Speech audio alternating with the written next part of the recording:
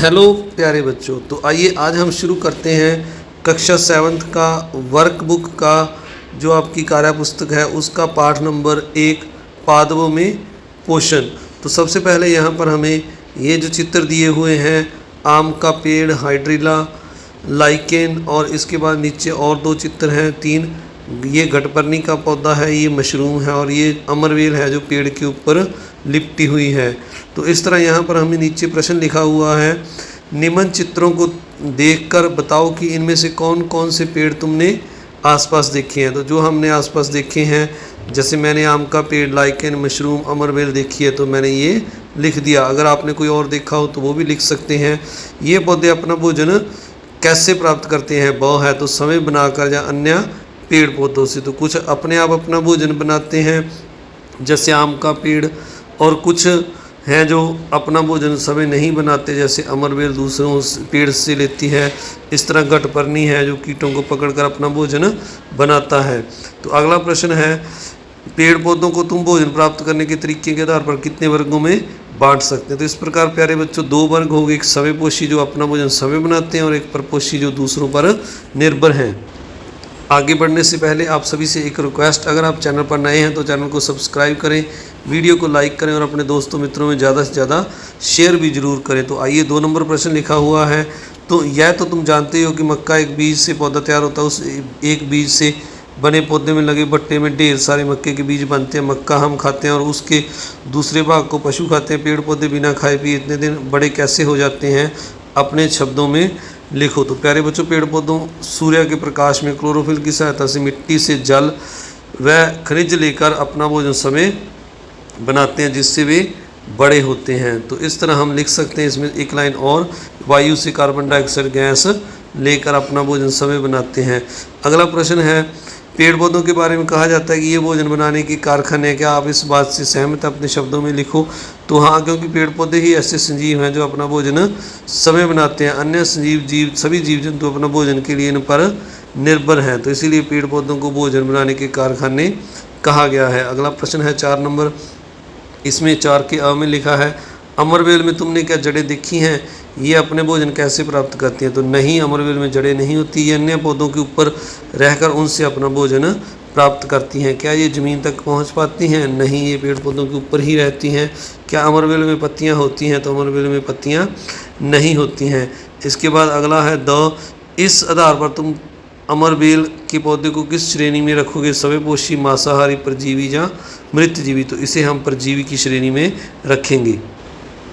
इसके बाद अगला इसका यह पार्ट है, जिस पेड़ पर अमरवेल पनप जाती है वह सूख जाता है, इसकी वजह क्या हो सकती है? क्योंकि अमरवेल उस पेड़ से भोजन प्राप्त करती है जिससे वह पेड़ सूख जाता है। तो जिस पेड़ पर अमरवेल लग जाती है उससे अपना भोजन प्राप्त करती है। अगला है, तुमने देखा होगा कि कई बार बरसात में बासी रोटी या किसी अन्य खाद्य पदार्थ के कई दिनों तक पड़े रहने पर उसमें फफूंद लग जाता है। फफूंद अपना भोजन कहाँ से प्राप्त करता है? तो फफूंद जिस पदार्थ पर उगती है उससे वह अपना भोजन प्राप्त करती है। इसके बाद इसका अगला प्रश्न है, इस आधार पर फफूंद को किस श्रेणी में रखोगे? तो फफूंद मृतजीवी है, क्योंकि ये मरे गले सड़े मरे जीवों से अपना भोजन प्राप्त करती है। इसके बाद अगला प्रश्न है, किसी पेड़ के तने पर अपने शिक्षक की मदद से लाइकन को ढूंढो, इसका अवलोकन करो और अपनी कॉपी में चित्र बनाओ। तो प्यारे बच्चों, ये जो चित्र आपकी स्क्रीन पर है, इसमें ये पेड़ के ऊपर जो आपको दिखाई दे रहा है गोल सा सर्कल, ये लाइकेन है। तो इसका चित्र आपने यहाँ पर बनाना है। इसके बाद आगे है, मसाले में इस्तेमाल किए जाने वाले पत्थर फूल भी एक तरह के लाइकेन हैं। अपने घर से पत्थर फूल लेकर उसका अवलोकन करो। लाइकेन को क्या तुम मृतजीवी मानोगे? ये अपना भोजन समय नहीं बनाते, ये मिट्टी में और सीधे मृत कार्बनिक पदार्थों पर उगते हैं जिससे वे पोषण प्राप्त करते हैं, अर्थात ये मृतजीवी हैं। तो ये लाइकेन का चित्र है प्यारे बच्चों। इसके बाद आगे चलते हैं। आगे बढ़ने से पहले आपसे एक बार फिर से रिक्वेस्ट, अगर आप चैनल पर नए हैं तो चैनल को सब्सक्राइब कर दें जल्दी से, वीडियो को लाइक करें और अपने दोस्तों मित्रों में शेयर भी ज़रूर करें ताकि मैं आपके लिए और अच्छे वीडियो बना सकूं। तो हमें यहाँ पर 7 नंबर प्रश्न में लिखा हुआ है, तुम्हारी पुस्तक में लिखा है कि हर पेड़ पौधे हवा की कार्बन डाइऑक्साइड और पानी को सहायता से को जोड़कर भोजन बनाते हैं। इस कार्य में सूरज की रोशनी और पत्तियों में हरे रंग क्लोरोफिल की मौजूदगी में भोजन बनता है। इस क्रिया को प्रकाश संश्लेषण के नाम से जाना जाता है। इसके आधार पर इस जानकारी के आधार पर अब तुम निम्न सवालों के जवाब दो। पौधों को पानी कहाँ और कैसे मिलता है?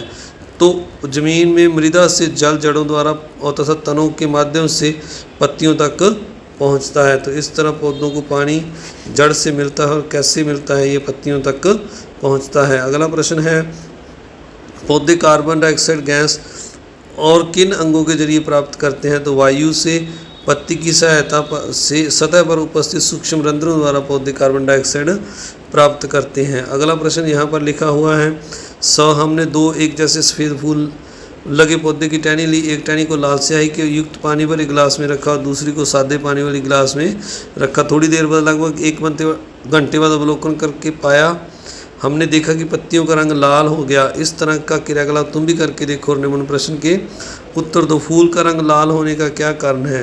पौधे की टहनी में स्थित वाहिकाओं द्वारा लाल स्याही का परिवहन फूल तक होने के कारण, यानी जड़ों से पानी फूल तक पहुंच गया। तो इस तरह अगला प्रश्न है, इसमें लिखा है फूलों में रंग लाल रंग पौधे के किस भाग द्वारा पहुंचाया गया? तो टहनी में स्थित जो वाहिकाएं होती हैं उनके द्वारा ये लाल रंग पहुंचाया गया। अगला प्रश्न लिखा हुआ है, तुमने 8 नंबर, तुमने खेतों में या बगीचों में किसानों को खाद देते, देसी खाद या यूरिया खाद वगैरह डालते देखा होगा।